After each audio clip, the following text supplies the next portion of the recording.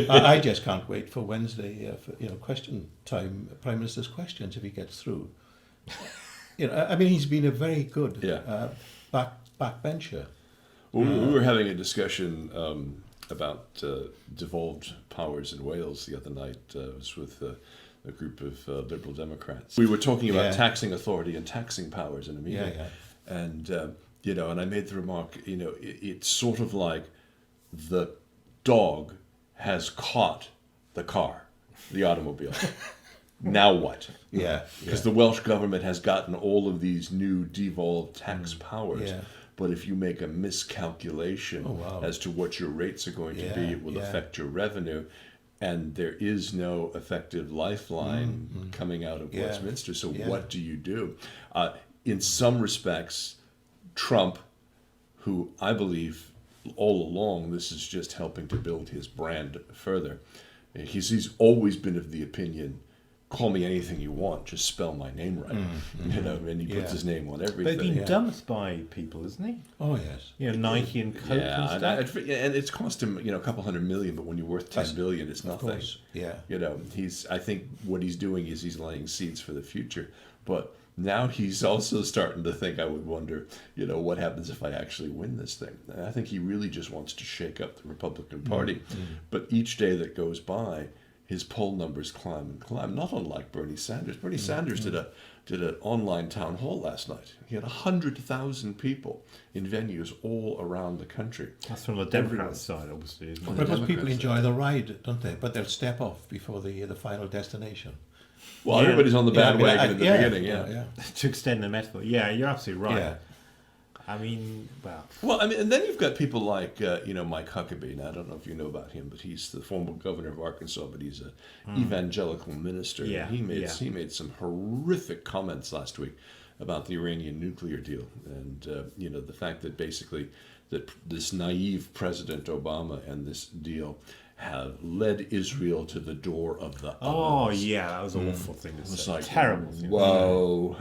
I mean, and of course everybody got outraged, and of course he's doubled down. What is it about people in human nature, Brenica, where they have to double down on stupid? Oh, I think you're going to have to explain that to me before I begin to answer that. Well, in get doubly stupid, you mean? it's a poker term. Okay. All right. So if you're dealt, I'm a Methodist. Yeah.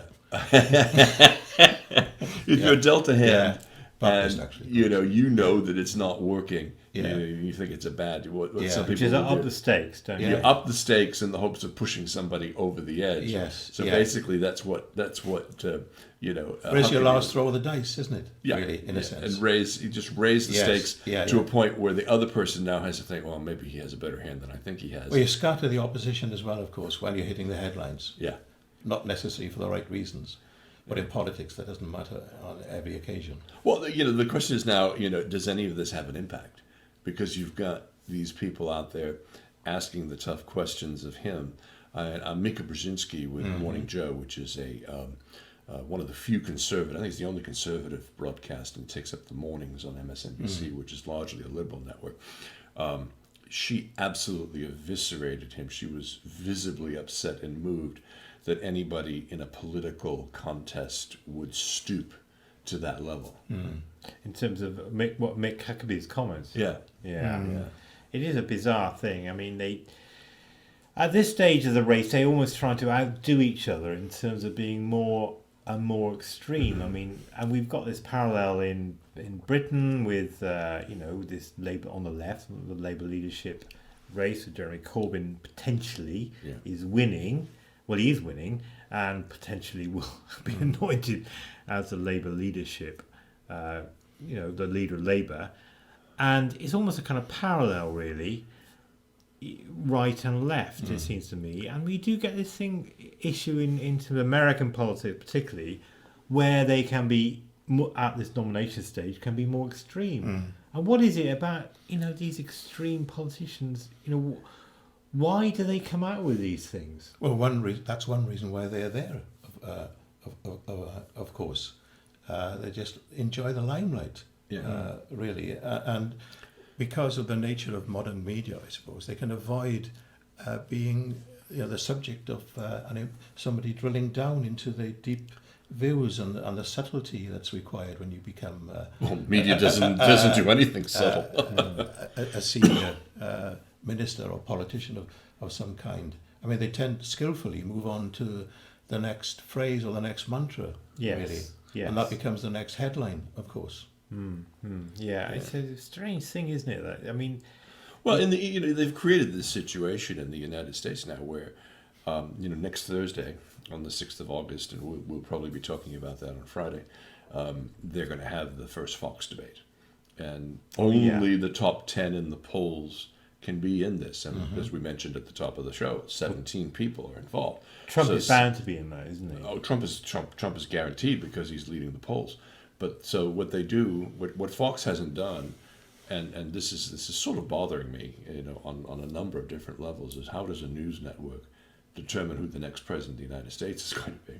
Because in essence, if you're low in the polls to begin with, this was a breakout moment 4 years ago for Rick Santorum.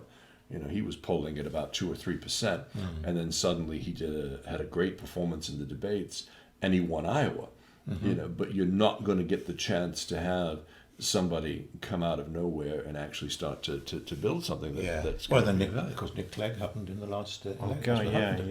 That's right. The Clegg-mania after the debate.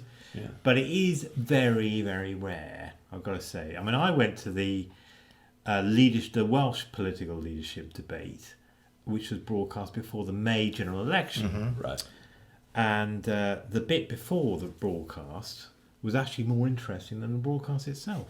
Yeah. It's because they were talking about things like, for the testing the mics and things like that, they're asking them what their favourite chocolate bar was and who their favourite, musician and band is and stuff like that.